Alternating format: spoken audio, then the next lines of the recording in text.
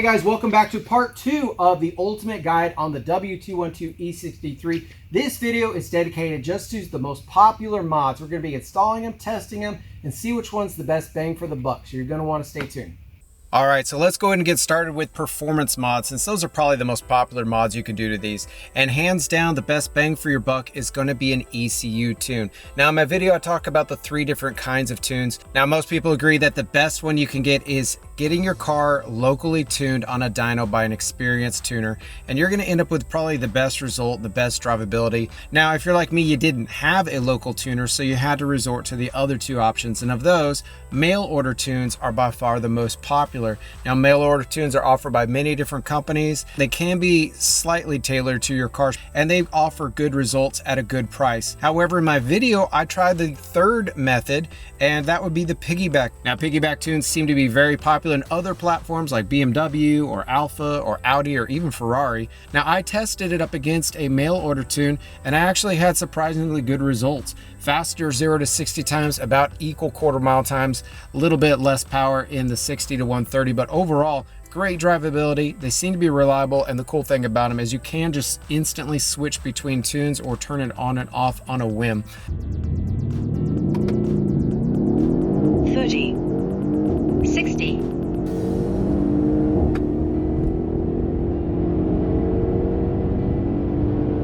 quarter mile. So for the next mod, we'll dive under the hood for the cold air intake. So I installed the BLACKBOOST intakes. I've done it on a couple E63s, and they're definitely the best intakes you can buy right now for the E63s. They come in about $1,300, which is a little bit on the high side. Install is easy, takes about an hour or so. A little tricky on some of the clamps, but you can figure it out. 60.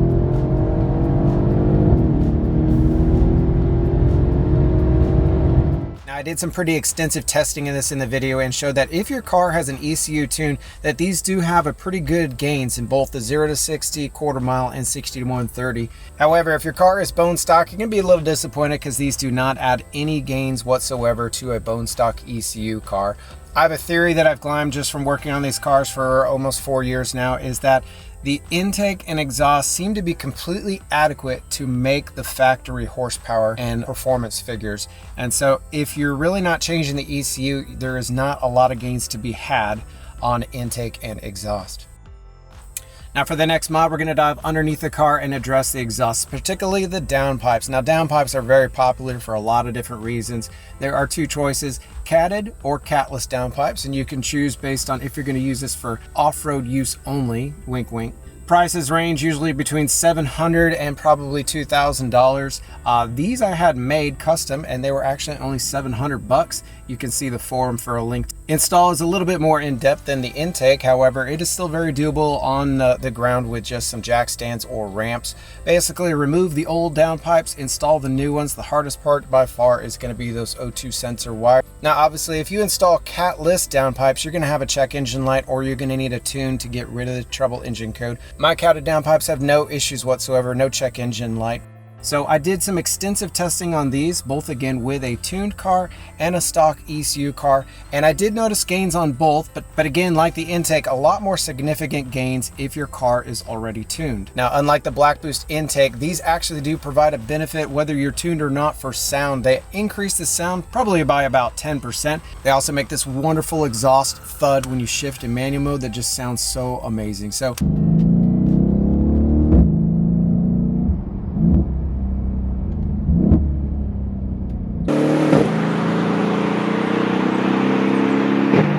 I do highly recommend these, even if you're just getting them for sound purposes, but obviously if you're tuned, they're going to provide quite a bit of a power boost as well.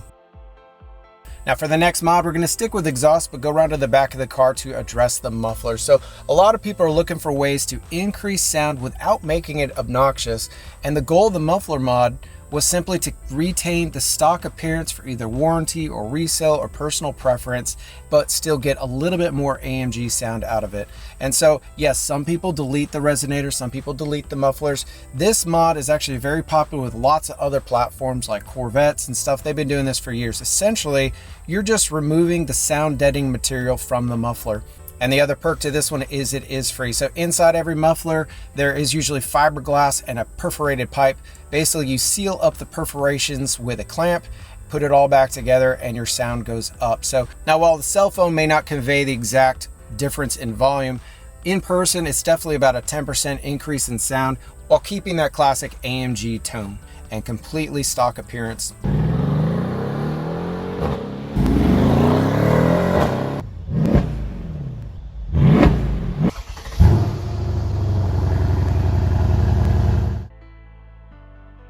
Now, shifting gears, let me talk about the two most beneficial mods, in my opinion, that you can do to these cars. And the best part is they are free. When you perform a modification and increase the power in your car, it feels great, but after a little bit, it will become normalized. Now, what I hate the most is when you go out there and your car used to feel fast and something makes it slow, whether it got heat soaked, sometimes it falls flat on its face. And these two mods kind of address that.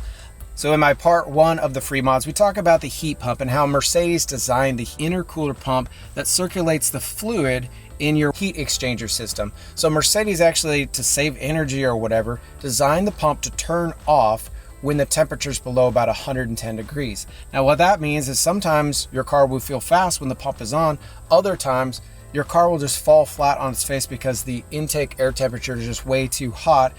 So in this video, I simply show you how to wire the pump on so it is on all the time. And really, there are no drawbacks. It's all positives. Your car just feels like it's the same speed all the time. You never have those times where you floor it and the car just feels slow. Now, the next free mod we'll dive into is the oil pump solenoid, and this has been probably the most discussed, most viewed post on the forum and my videos because it is a very interesting concept. And I will still add a disclaimer. This is what I did to my car, and the asterisk is that this is still in beta. You really should be testing your car to come up to your own conclusions and read fully through the thread.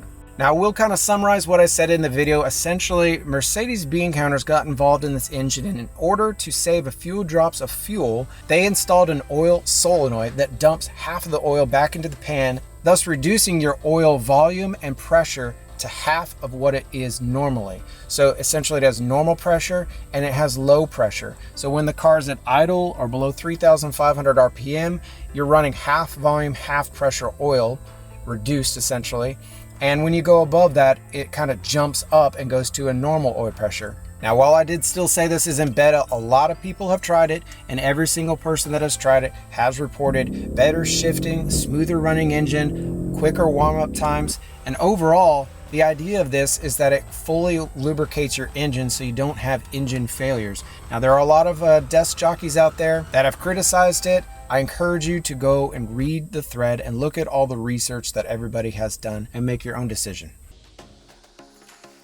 So we're going to switch gears from the engine to the brakes, and we're going to address two things here. One is the brake rotor size, and two is the dust. So at some point you're going to have to do brakes on your car, and what I'm saying is for essentially the same cost as 360 millimeter rotors, you can actually upgrade to a two-piece 390 millimeter rotor. Now, the way this mod worked is actually looked at Ferrari and how they upgraded the brakes from the regular Ferraris to the Ferrari Challenge and Scuderia models, and Ferrari uses an actual spacer between the knuckle and the caliper. So pretty simple stuff here. I just had spacers made, longer bolts from Porsche, and I was able to install bigger rotors on the E63 for almost no extra cost. The install is really just as simple as removing the calipers, installing a new rotor, installing the spacers, and you're done. Now, part 2 of this mod is choosing the correct brake pad. I have tried EBC red stuff, stock pads.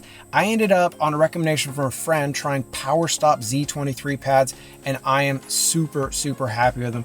The performance has been great. They have no sound, and most importantly, they have no dust on these. So I also took the time to completely refinish all my calipers, and I cannot overemphasize how happy I am with both these 390 millimeter rotors and the new brake pads and color.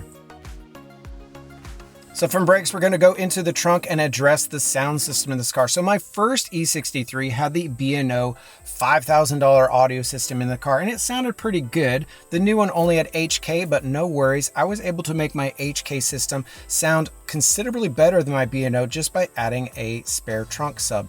Now, this is not going to sound like a system with multiple 12s in the back, but it really adds the lows that the factory HK system was missing. Now, the install was pretty easy. easy. Obviously the sub just fits right into the spare tire. The wiring, I tapped into the factory amp wires at the back, pulled the wires through, wired them all up, and we have a fully operational, completely hidden install of a sub in our car. This has been one of my favorite mods. Cost comes in right about $300 right from Amazon. Kind of takes a few minutes to get the gain and the frequency dialed into what you like, but once you get it dialed in, this thing really pounds, sounds great, and it really makes up for the lack of bass that it had before. For the next mod, we're going to stay inside the car and address the ambient light kit. So surprisingly, this is the most popular mod right now on my channel. So the factory does have ambient lights. You get to choose from a dim white, tan, or blue color. And this mod simply lets you install the kit that upgrades it to 64 different colors. Now the video does show you the full install process. And while there are a lot of steps, it's actually not that hard. And I specifically take care to make sure we don't break any clips. Now the 3 dash trim pieces come off and the ambient light kit plugs into the original light tubes and everything. The cool thing about this is there is no cutting wires, there's no splicing. Your factory wires and harness are completely untouched and it's completely reversible. Next thing is all 4 door panels come off. They come off pretty easily and you install the controllers on each one. The best part about this is you use the steering wheel to control it just like you would the factory system. So now most new cars, including pretty much all Mercedes, have a much more advanced, colorful, bright ambient light kits. And so this simply brings your W212 up to more of a modern style. Total install time was about 2 hours and the kit cost about $200. Just check out the video. And honestly, after installing it, I couldn't imagine not having it. It is an actually pretty cool function. So now back outside the car, we're going to be talking about wheels. Now wheels are a big deal. They probably affect your car's appearance more than anything else, but not only that, your car's performance and your car's safety. So the factory wheels are super soft and fragile. They crack all the time. So in this video, I talk about all the different kinds of options. First, I discussed all the good factory options. There is a forged factory option. There even is a factory option you can buy from the CLS to get the better offset, so you already have a stance set up. Then next I talk about the aftermarket options, both the 3 different kinds of materials from cast, rotary forged, and fully forged, and then the correct specs and tires to choose.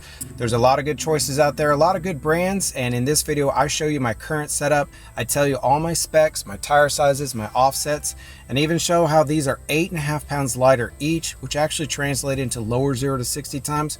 Plus, they're highly resistant to bending or cracking because they're fully forged. So it is a must watch whether you stay with stock wheels or go with an aftermarket setup.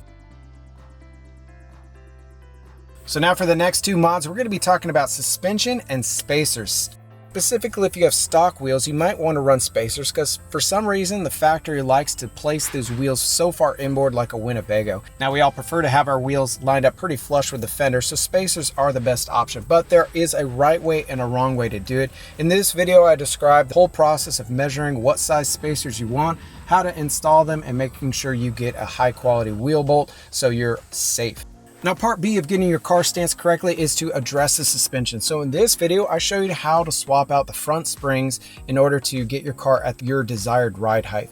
Now there are 2 different options right now in the market. You can buy the H&R springs. This is what I installed on my silver Mercedes. It provides almost a 2-inch drop and they cost about $200. The other option is what I did on my red Mercedes. I installed KW coilovers and that lets you adjust it anywhere from stock ride height down to about 2.5 inches. Now the install on the front takes about 2 hours and it can be performed by anybody with some basic tool knowledge. You can rent a good spring compressor from pretty much any local parts store. Now the E63 has coils in the front and airbags in the back. So to lower the back, you just need to install the links to set the correct suspension height in the rear. Now, if you're really adventuresome, I even have a video showing you how to DIY align this to spec on your own. So check it out. Okay, so now we've got the engine, suspension, and wheels addressed. It's time to move on to cosmetics because we all like to add a little carbon bits to our car. So here are the 3 most popular carbon bits to add to your car. We'll start at the front of the car and install a front carbon lip. So I got this one from Severe Performance. The link is in the description. And I was very happy with the part. It installed very easily with the bumper off. It is reversible and it really enhanced the look of my silver car. Now for the next video, we flip around to the back side of the car and I show you how to install a Barabbas style rear carbon diffuser. Now this piece looks great, but don't let that fool you. They are a pain in the butt to install. So I was determined to show that it can be done. I did have to do quite a bit of sanding and grinding on the carbon. I did succeed in getting it to fit fully flush and fully tucked in. Now, if you thought installing the diffuser is bad, just wait until you get to the exhaust tips. So the exhaust tips do not come with a bracket. You have to build your own, and it is not an easy process. There's really just nothing there for them to bolt into. So it requires some really janky looking brackets to make them work. Overall, this piece looks great, but I do not recommend this piece. I just put it on here as a little bit of bonus for you guys so you guys would know. Now, all hope is not lost for carbon on the rear of the car, and in this next video I show you how to install a tasteful carbon fiber spoiler. Now remember, the factory, some of these cars do come with a carbon fiber spoiler, so this is just kind of showing you how to install a little bit more aggressive one on the car. So if you check out the video, I show you how to remove the old spoiler and the adhesive, and tips and tricks of how to align and reinstall the new spoiler. It actually is a pretty easy job, and I definitely recommend this carbon fiber spoiler. All right, so now I've saved the best for last. So these next 3 mods are the computer related or coding changes you can make to your car. So we're gonna be talking about how to enable CarPlay, how to unlock the nav and turn off the seatbelt chime, and my favorite, turn on the ILS adaptive headlights. Starting from easiest to more advanced, we're gonna start with the seatbelt chime. So I wear my seatbelt all the time. I do not need some annoying German chime to let me know to put it on. So this video shows you how in Zentry how to disable the seatbelt chime. I also show you how to completely unlock the screen while you're in movement using Vdemo, so your passenger can safely put in destinations or check text messages while you are driving. So now we'll move on to the headlights, and this by far is one of my favorite features on this Mercedes car. It allows you to turn on the European version of the intelligent light system or adaptive headlights. Essentially, you can run high beams all the time without blinding anybody. Now I use Vdemo to code these headlights to the European standard. All the coding is in the description. It is an awesome feature and highly recommended. Now, almost as cool as the headlights is having CarPlay in your W212. So in this video, I show you how to enable CarPlay in your 2015 and up Mercedes W212s. Now, this procedure is a little bit more advanced. It took me a little bit to figure out, and honestly, I had my fingers crossed the whole time. So strict adherence to the instructions is paramount, but it is doable, it is successful, and it is awesome. Now, the whole process takes about an hour, but I also do show you this video how you can make it wireless with a wireless adapter. Now, while there are aftermarket Android Auto and CarPlay kits available, this actually is a fully factory flash. Also in this video, I do show you how to make it fully wireless, so you can wirelessly attach your Android or Apple phone. The interface is wonderful, the menus are easy to navigate, and I had no trouble doing it even without a touchscreen. It definitely brings the Mercedes up to a very modern thing to be able to have all these apps inside your car. Anyway guys, I hope you enjoyed the Ultimate Mods Guide. Check out my other videos for all the detailed results, and be sure to like and subscribe, please. Thanks guys.